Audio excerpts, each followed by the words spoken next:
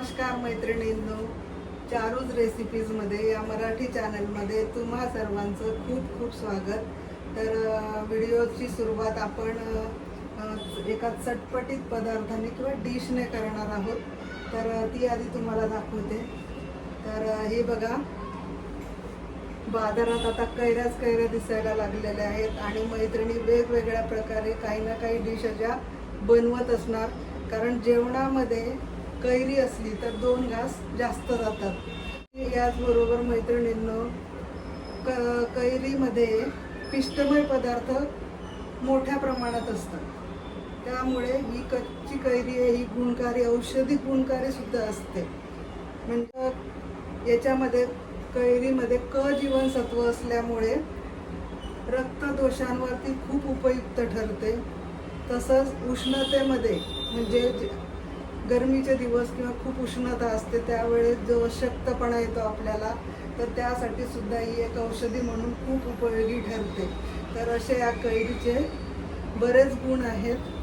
नुसती खाण्यासाठी नाही तर औषधी म्हणून सुद्धा आपल्याला उपयोगी पडते. तर अशा या कैरीचा पहिला पदार्थ मी तुम्हाला दाखवणार आहे. तर चला, झटपट बनणारी रेसिपी आहे एकदम. तर चला सुरुवात करूया. सर्वात आधी रेसिपीसाठी आपल्याला काय काय वस्तू लागतात ते बघून घेऊया. तर मी इथे एक कैरी घेतलेली आहे. तुम्हाला हव्या तेवढ्या कैऱ्यांचं तुम्ही बनवू शकता. आणि एका कैरीसाठी या 2-3 हिरव्या मिरच्या आणि 3-4 लसणाच्या पाकळ्या आणि लाल मिरची पावडर, हळद लागणार आहे. हे बघा, हळद पावडर आणि जिरं आणि थोडंसं चवीला मीठ.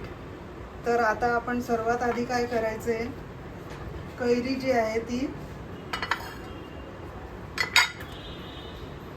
याचं एक कैरीचं देठ आधी काढून घ्यायचं.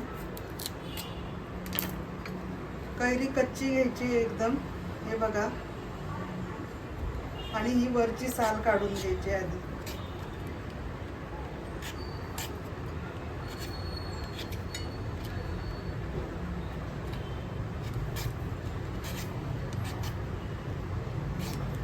मैत्रिणींनो, खूप छान चटणी लागते ही. तुम्ही व्यवस्थित बघा, अगदी सुरुवातीपासून खूप चविष्ट बनते.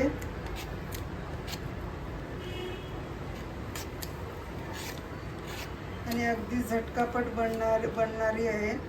जास्त वेळ नाही लागत या चटणीला. तर बघा, या पद्धतीने मी ही पूर्ण साल काढून घेतलेली आहे. आता आपल्याला ही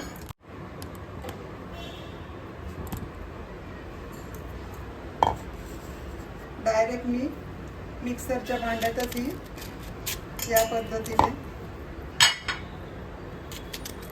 अशा फोडी करून टाकते. याच्या कापते बारीक बारीक फोडी.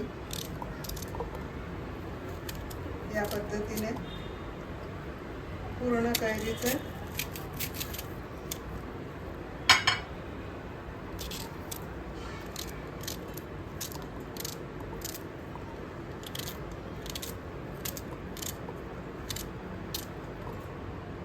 त्या पद्धतीने मी या कैऱ्यांच्या फोडी करून टाकलेल्या आहे मिक्सरच्या भांड्यात डायरेक्ट. आता त्यामध्ये आपण हे मिरची घालूया, या लसणाच्या पाकळ्या आणि थोडीशी हळद घालायची आहे.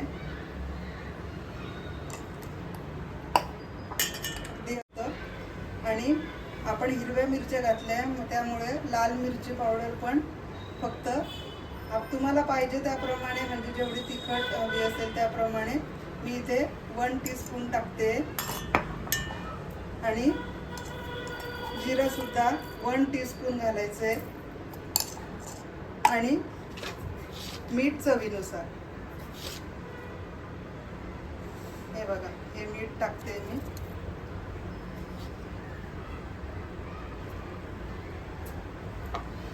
आता हे सर्व मिक्सरमध्ये पाणी न घालता वाटून घ्यायचे. तर मी आता हे मिक्सरमध्ये वाटून घेते. मैत्रिणींनो, मी ही वाटून घेतलेली आहे चटणी आणि आपली ही चटणी तयार झालेली आहे. बघा, अशी जाडी भरडी वाटून घ्यायची आहे. एकदम बारीक पण नाही वाटायची, असं जाडं भरडं असं दाताखाली आली पाहिजे कैरी, असं वाटायचं. आणि ही आपली चटणी कैरीची रेडी झालेली आहे आणि खूपच छान लागते मैत्रिणींनो. ही तुम्ही जरूर बनवून बघा आणि कशी तुम्हाला टेस्ट लागली, तुम्हाला कसं वाटलं ते कमेंटमध्ये मला नक्की कळवा. आता आपण हे काढून घेऊया एका वाटीमध्ये. मैत्रिणींनो बघा, आपली डिश बनवून तयार आहे आणि मी वाटीत काढून घेतलेली आहे. बघा, खूप छान टेम्पटिंग दिसते आणि चवीला पण खरंच खूप छान लागते ही चटणी. तर नक्की तुम्ही ट्राय करा आणि कशी वाटली ते मला कमेंटमध्ये नक्की कळवा. आणि जर तुम्हाला ही रेसिपी आवडली असेल तर लाईक, शेअर आणि सबस्क्राईब नक्की माझ्या चॅनलला करा. आणि अशा छान छान चवी डवीच्या भाज्या मी तुमच्यासाठी घेऊन येणार आहे. तर भेटूया पुढच्या व्हिडिओमध्ये. तोपर्यंत बाय बाय.